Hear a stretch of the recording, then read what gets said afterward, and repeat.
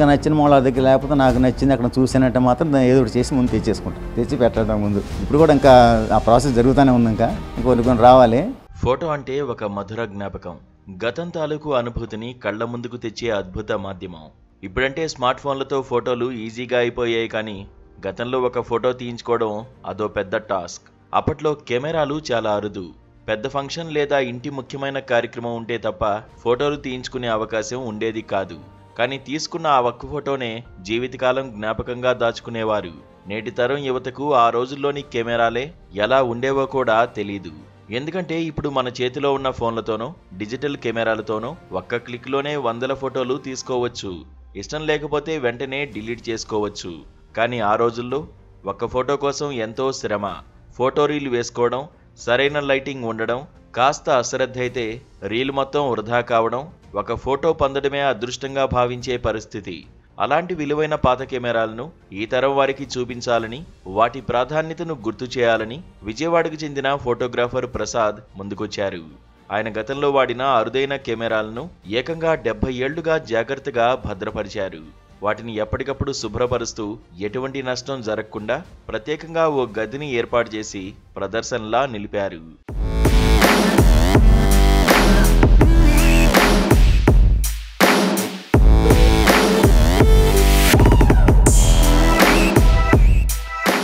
ఈ కెమెరాలు చూడగానే కాలంలో వెనక్కి వెళ్లిన భావన కలుగుతుంది. అప్పటి టెక్నాలజీ, ఇప్పటి అడ్వాన్స్డ్ డిజిటల్ కెమెరాల మధ్య తేడా ఎంత ఉంటుందో కళ్లకు కట్టినట్టు కనిపిస్తుంది. ప్రసాద్ సేకరించిన ఈ పాత కెమెరాలు కేవలం వస్తువులు కాదు, అవి ఒక యుగానికి ప్రతీకలు. ఆ రోజుల్లో ఫోటోగ్రఫీ ఎలా ఒక కళ, ఒక ఫ్యాషన్గా ఉండేదో చెబుతున్న జ్ఞాపకాల కాపలాదారులు. ఫోటోగ్రఫీ అంటే ఒక గొప్ప కళ, కేవలం ఒక వృత్తి కాదు, మనసులో దాగి ఉన్న సృజనాత్మకతకు వేదిక. అనేక మంది యువకులు ఈ రంగంలో తమ ప్రతిభను నిరూపించుకుని ప్రపంచవ్యాప్తంగా గుర్తింపు పొందుతున్నారు. జ్ఞాపకాలను కాపాడే ఆ కెమెరాలు, వాటిని నేటి తరానికి అందిస్తున్న ప్రసాద్ కృషి నిజంగా ప్రశంసనీయం. ఇవి చూస్తే ఒక విషయం మాత్రం స్పష్టమవుతుంది. ఒక ఫోటో కేవలం పేపర్ మీద ఉన్న చిత్రం కాదు, అది మన హృదయాల్లో నిలిచిపోయే చరిత్రకు నిదర్శనం. నా పేరు ప్రసాద్, ప్రసాద్. నేను ఉండే విజయవాడ టెంపుల్లో అక్కడ పనిచేస్తూ ఉంటాం. జనరల్గా కెమెరాస్ అన్ని మీరు ఎగ్జిబిషన్ పెడుతూ ఉంటారు. అక్కడ అసలు పెట్టను, ఎందుకంటే ఎవరైనా బలవంతం తప్పితే మొన్న వరల్డ్ ఫోటోగ్రఫీ డే జరిగింది. ఈ ఫోటో జర్నలిస్ట్ వాళ్ళు, ఎన్పిఆర్ వాళ్ళు, అంటే మనం కొంచెం బాగా తెలుసు బాగా వాళ్ళు పెట్టమంటే బలవంతాన్ని పెట్టాను తప్పితే, యాక్చువల్గా ఏంటంటే మనకి మన దగ్గరికి వచ్చి ప్రతి ఒక్కరు తెలుసుకోవాలి తప్పితే మనం బయట పెట్టేది కొన్ని సందర్భాలు పెట్టాలి. దాన్ని ఎప్పుడు పెట్టినా దాని వాల్యూ ఉండదు. ఒక సందర్భం వచ్చినప్పుడు పెడితే 10 మంది అక్కడికి వస్తారు కాబట్టి తెలుసుకుంటారు. అయితే మనం ఒకళ్ళిద్దరికి పక్కన అక్కడ పెడతాం ఇక్కడ పెడతామని చెప్పి అందరూ రారు అక్కడికి. మన ఫోటోగ్రఫీ డే కలెక్టర్ గారి దగ్గర సెలబ్రేషన్ చేశారు, అందరూ వచ్చారు అక్కడికి. ఇప్పుడు 96 దాకా ఉన్నాయి, ఇంకా ఉన్నాయి. అట్లా అంటే ఈ చిన్న మామూలు ఇప్పుడు డిజిటల్ టైప్ వచ్చినాయి, అవి తీసి లెక్కలో కాదు మనకంటే రియల్ కెమెరాల వరకు అంతసేపటి.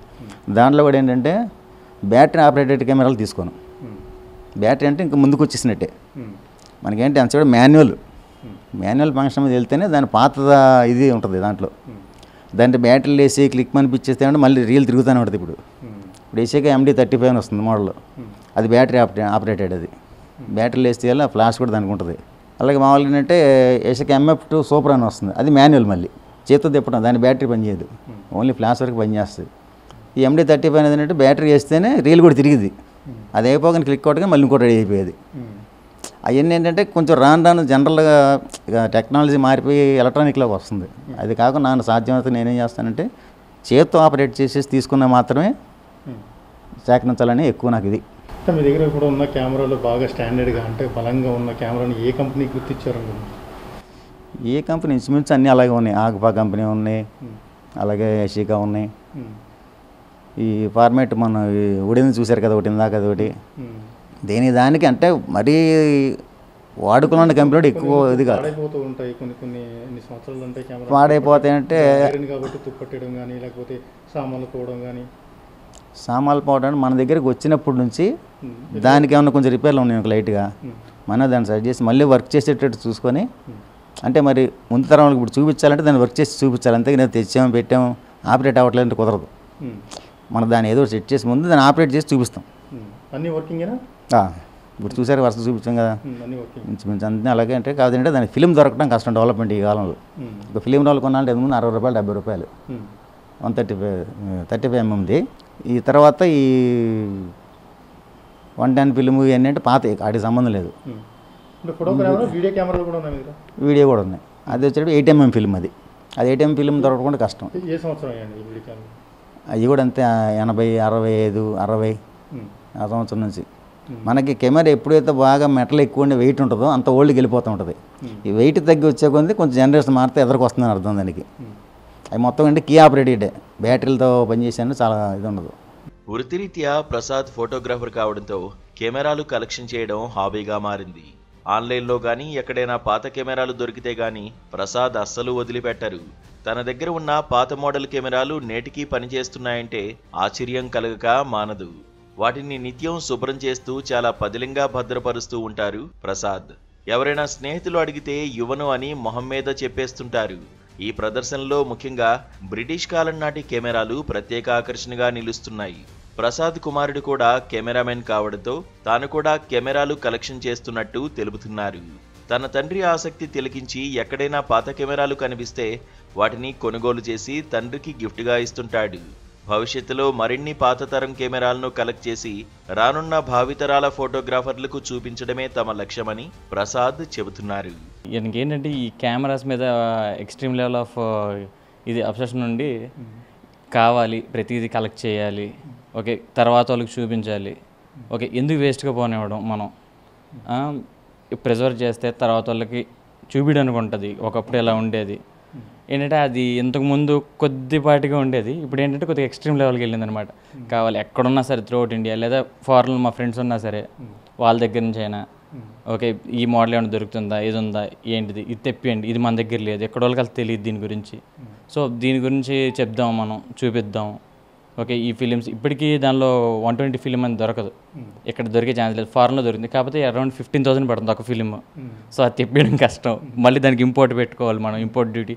సో దానికి కష్టం అనమాట. ఇంకేమైనా ఇండియాలో దొరుకుతున్నాయా అని చూస్తున్నారు.